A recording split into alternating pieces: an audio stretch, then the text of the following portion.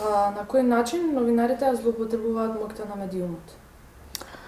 Па прво јас ќе ви кажам дека новинарите по дефиниција не ја злоупотребуваат моќта на медиумот, затоа што новинарот кој го прави тоа веќе не е новинар. Тоа е она диференција специфика меѓу новинарот и пропагандист. Злоупотребата на медиумот е всушност критериум според кој можете да видите дали некој практикува професионално новинарство или не.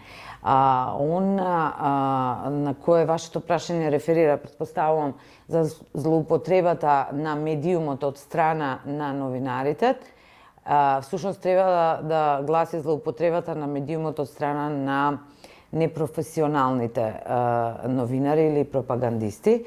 Во таа смисла, не знам како да одговорам во која мера, ама во принцип, во суштината на тој начин на практикување на пропагандата лежи потребата апсолутно медиумот да се искористи за пресметка со неистомислениците. Колку новинарите се слободни во изразот, односно колку тие се неодговорни или одговорни за она што ќе го искаже? Па многу е тешко квантификативно да ви одговорам на прашањето колку.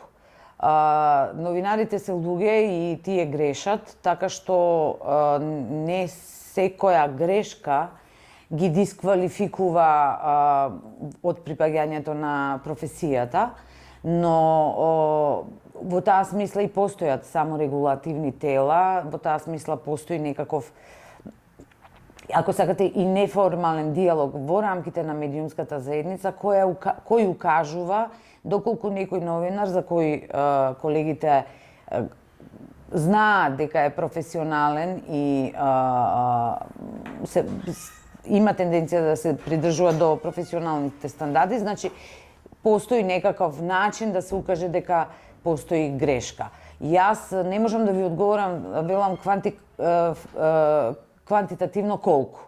Најмалку сакам да говорам многу или малку, но сакам да посочам дека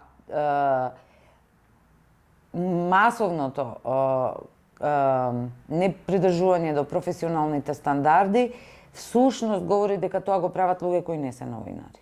Без оглед дали тие така се нарекуваат.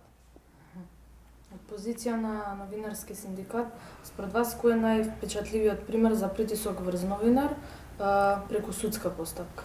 Па тука немам дилеми дека е тоа случајот со Кежаровски.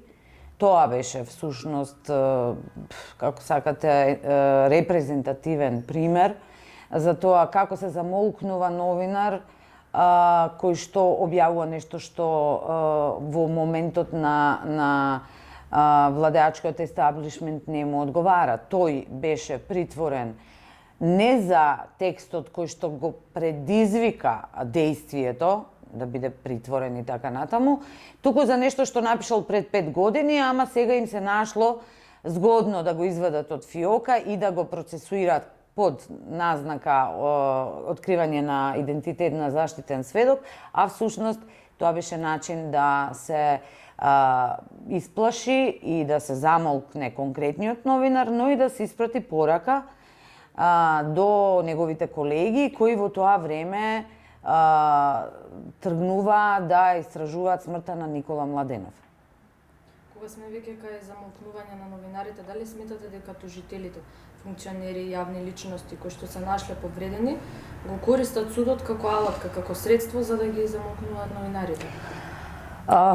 Дека постои таква тенденција, апсолутно да, и тоа не е нешто далеко од умот, дека МОКНИК ќе се обиде да ги искористи сите средства да го замолкне новинарот кој што објавува податоци точни, но кои што нив не им одговараат.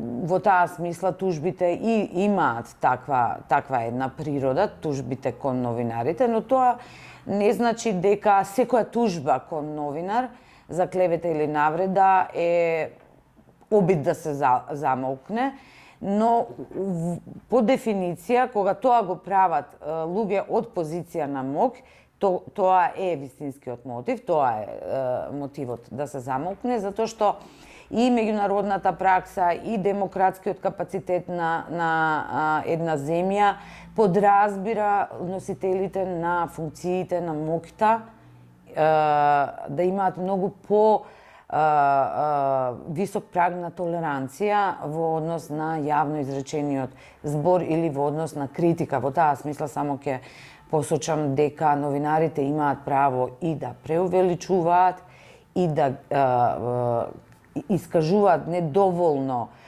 проверени информации, доколку за тоа се крие јавен интерес, односно доколку за тоа се крие потребата да се дефинира, алармира, постави на јавна агенда одреден проблем. Добро, Молам.